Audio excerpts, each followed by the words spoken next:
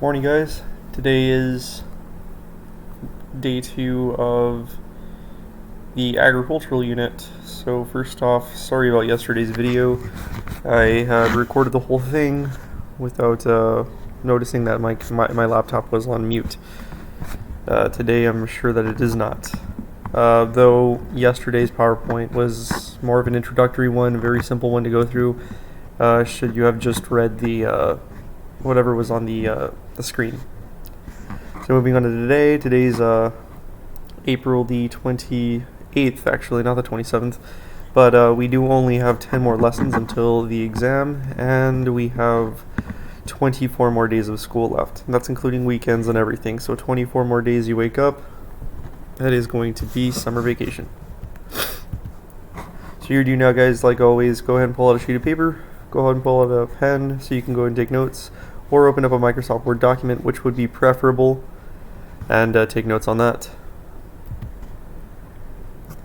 So today I'm just going to read your objectives. Your objectives are to explain how plants and animals diffused globally. You're going to be able to explain the advances and impacts of the first and second agricultural revolution, and explain the consequences of the Green Revolution on food supply and the environment in the developing world. If you want to take a second to look at the key points, go ahead and pause it so you can write them down. That way when they do show up on the PowerPoint, you'll be able to note them. Again, go ahead and pause it so you can see them. Alright, so origin of agriculture. Carl Sawyer, who is an American geographer, believed that the origins of human agriculture did not actually begin with man planting seeds. Rather, agriculture began with man planting parts of other plants. So, if you remember from when we were covering this unit, when you plant a part of another plant, say like you cut a potato in half and you plant that half of a potato, that's called vegetative planting. The other being seed agriculture. So we have vegetative agriculture, where you cut part of a plant and plant that, and then you've got planting seeds. Carl Sawyer also believes that the hearth of vegetative origin was located in Southeast Asia. He believes this process started here because of the natural vegetation that can easily be separated and replanted, like bananas, taro, yams, and palms. Again, here's where we were talking about the vegetative sort of planting. From there, it spread to the north and then the east to China and Japan, and then moved to Southwest Asia, moved to Africa, and moved to the Mediterranean regions. So Greece, Rome, North Africa, relatively around the area where Italy is today, Italy and Morocco. So the spread of agriculture. Vegetative agriculture is also believed to have had early beginnings in the Andean mountain region. Now, it doesn't mean that this was happening at the same time as it was happening in Southeast Asia, but this was happening maybe about 1,000 years later, though the physical barriers would have made it much too difficult for early peoples to share information with these groups. So this was an independent invention of those who started this in the Andes. This was an independent invention of those who started this in Mesopotamia, and this is an independent invention of those who started it in South Asia. So, at different times in history, these different civilization centers had created agriculture on their own with no outside help. It was not until later that humans started what is called seed agriculture. Seed agriculture, just as it sounds, is when seeds are planted rather than parts of another plant. Now, this is beneficial because in seed agriculture, it can lead to much higher crop yields because of the number of seeds planted. If you think about the number of seeds, say inside of a watermelon, and you plant like half of a watermelon, those seeds are going to germinate, as in they're going to grow. But there are methods to planting. So if you just throw a bunch of seeds in one little plot, then only a few of those are actually going to make it out. But if you plant those seeds in a line, then you are going to see a little bit more of a yield, meaning what you actually grow and get to harvest. So moving on to the first agricultural revolution. So this was projected to have had started 12,000 years ago, which means about 10,000 BC. This period is the first period of domestication of plants and animals, also called plant and animal husbandry. So that means that we live alongside them and we raise them, both plants and animals. It also marks a moving away from hunter and gatherer society to an agricultural society. So one of the perks of moving away from hunting and gathering and having agriculture as our main source of food is that it allows for people to remain stationary in one place and to develop a city, society, civilization. So the reason that this is because you see everybody involved in the hunting and gathering process. So everybody's efforts, their time, everything that they're going to do is going to be geared toward hunting animals or gathering food. When you have somebody who is the agriculturalist for your society, your village, your town, whatever collection of people it is that you have, then that frees up everybody else who isn't an agriculturalist to develop in other ways, which is how we came to have a job specialization. So we can see that this event occurred independently in several locations across the globe. So we see in Western India, right over here, was the the hearth of wheats and barley. Then you see in Southwest Asia, which is right over here, we're talking about seed agriculture with the use of domestication of herd animals like sheep, cattle, and goats. Then we look at North China, which is number 7 over here on this map. We see the hearth zone of millet. Millet is just a little grain. If you guys have birds, you guys probably feed them millet spray, which is just a collection of seeds. In Ethiopia, which is right over here, we have millet and teff. Teff is just a type of grass that has these little seeds that are edible. In South Mexico, we had squash and corn. Northern Peru, we had squash, cotton, and beans. So this is where a lot of these little, this is the hearth region of all of these different major crops. So how did agriculture spread? After the fall of the Roman Empire, much of the known world fell into chaotic and brutal state. This is called the Dark Ages. This happened, again, after the fall of the Roman Empire, around 475 BCE. Because the Roman Empire was no longer around to provide protection, groups of people began to live under wealthier and more powerful individuals who could protect them. This helped to develop the European feudal system, and I don't believe you covered this in U.S. history last year, but feudal system just means that you live on a manor, like a lord's property, just an influential noble person, and they just have a very large plot of land, a very large home, and there's your village there on their plot of land along with several other people. And you guys, in order to live there, what you would do is you would work the land, and they would tax you, and they would tax you in your harvests. So whatever you would grow, part of it would go to the noble whose land you're living in. Again, this is known as the feudal system. So under the system, members of a fief would work the common land for the lord. They used a 3-field system. 2 fields would be used and the third would remain fallow to allow soil to recuperate. That one's pretty self-explanatory. You have 3 fields. Picture 3 different football fields. 1 year you would work 2. You would work number 1, you would work number 2, and you leave number 3 fallow, meaning it doesn't, it's not used, it's just left there. This allows it to recuperate its nutrients. Then next year you use fields number 2 and 3, and you leave number 1 fallow, and so forth. So the Industrial Revolution and the Second Agricultural Revolution. With the Industrial Revolution, the Second Agricultural Revolution began, which is also included in the enclosure movement. This was when the wealthier landowning individuals began to divide up the lands with fencing, meaning the poorer individuals did not have the property to use or develop land. Most of the land was taken up by these lords and nobles who actually did have the financial means to purchase land. The enclosed land would be used for grazing sheep, goats, or growing crops for the landowner. So very, very similar to this feudal system that we see here. So effects of the Industrial Revolution on the Agricultural Revolution.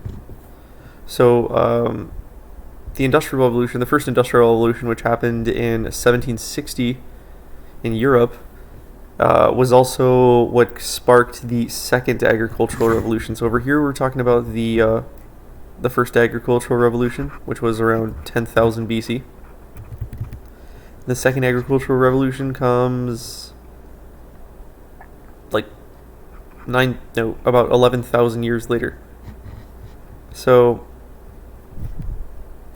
the effects of the Industrial Revolution were, with the Industrial Revolution of Western Europe, society began to change as well. People began to move from countryside, which is just think rural land. And they began to move to the cities to look for jobs. New technologies had put farmers out of a job. So the reason that new technologies put farmers out of a job was because with all of these new inventions, you didn't necessarily need as many people on a plot of land in order to work it. You had fertilizers, you had more advanced machinery, simple machinery compared to what we have now, but significantly more advanced than tools made from wood and stone. Not only this, but now farm output was greatly increased with less help, which was what I was just trying to explain. So on top of having less people working because of all of these inventions, their output was also greatly increased. So less people needed to work the farm, but they were able to feed more people, which in turn is a good thing because that means that you can have a larger society because the more you can feed, the larger society you can have, and the more people you have who aren't focused on agriculture means the more developments you will have. So technology improved in transportation as well, meaning crops would be able to get further to the markets. Improved agricultural technology included the use of horses, new collars to go on beasts of burden, which would mean you can put a collar on a bull, and attached to that collar is going to be a sort of giant rake. And what they're going to do with that giant rake is they're going to sow the fields. They're going to create those little divots in the arable land. That way the farmer can go follow them and drop the seeds in those little divots, which means just like a little trench. And then they just flatten it out. And here you planted a whole field with just your bull and yourself. So again, new collars to go on beasts, improved fertilizers, improved field drainage, so plants were better or able to get watered a little bit better. Improved irrigation systems, and improved storage systems. So farmers also better understood crops and nutrients in the soil. I mean, they've been at it for 11,000 years at this point, so they should. This meant farmers could use fields all year long. So this was usually done with the 3-field system, where they were able to plant on 2 at a time and leave the third one for a later time. This allowed them to continuously keep planting. The Agricultural Revolution, which is the Third Agricultural Revolution, also known as the Green Revolution.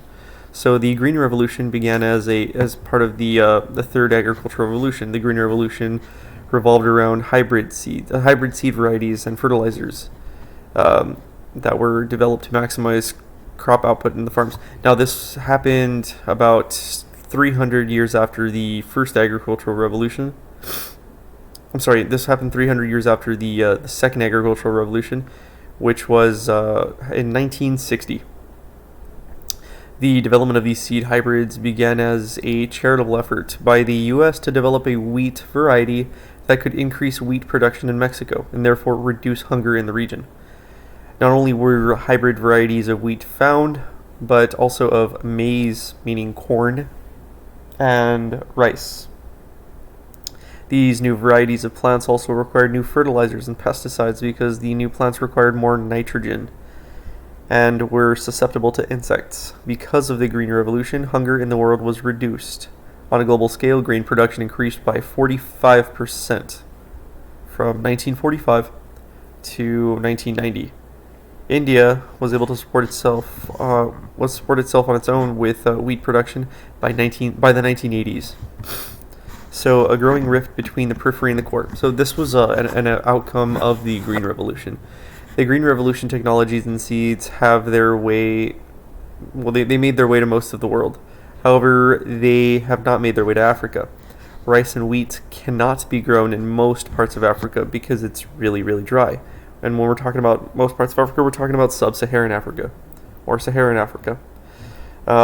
Millet and sorghum have not seen the increased development of hybrid seeds that other grains have, which are two crops that can grow relatively well in most parts of Africa. So some believe that the Green Revolution has caused an even greater inequality in periphery countries because farmers who live in lesser developed countries may not have the resources in order to obtain Green Revolution seeds. They would be a little bit more expensive than traditional seeds. Farmers may also not be able to purchase the expensive equipment that is necessary in order to produce goods at such a large quantity. Looking back at yesterday's lesson when we were talking about subsistence and commercial agriculture, most farmers in the African region would rely on what would be subsistence agriculture. So, and it's going to be extensive subsistence agriculture. They're not going to have many of the tools necessary that you would see in intensive subsistence agriculture.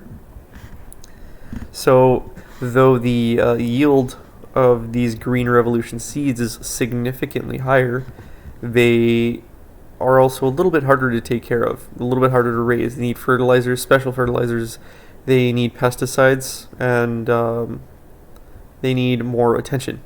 So, without all of the above, you're not going to be so successful with these Green Revolution seeds. So, problems that arise with globalized agriculture. Globalized meaning just something that is spread around the world. So pollution is another possible problem that has been caused by the Green Revolution. The fertilizers and pesticides have leached into water supplies and have caused health problems for those who work on farms. Water resources have been strained because of the increased need for water in the Green Revolution strand for seeds. Again, they do require more attention, more water being part of that attention. There's also less diversity in the seed strands, which causes local strands of produce to die out, which means there's a greater chance of widespread damage to crops due to damage from pests or disease. Countries most affected by the Green Revolution are India and Mexico. Alright guys, so today your exit ticket is going to be using the internet as your research tool. Identify the hearth region for the following crops. You've got corn, potatoes, wheat, rice, and sorghum. What you need to do is write a 100-word summary of the information you gathered in your research. Include the following words when applicable. You have the Andean Highlands, the Fertile Crescent, Mesoamerica, and hearth. I would very highly recommend watching John Green's The First Agricultural Revolution. There's a crash course video. It's his first video, so it says number 1, and he specifically goes over all of this.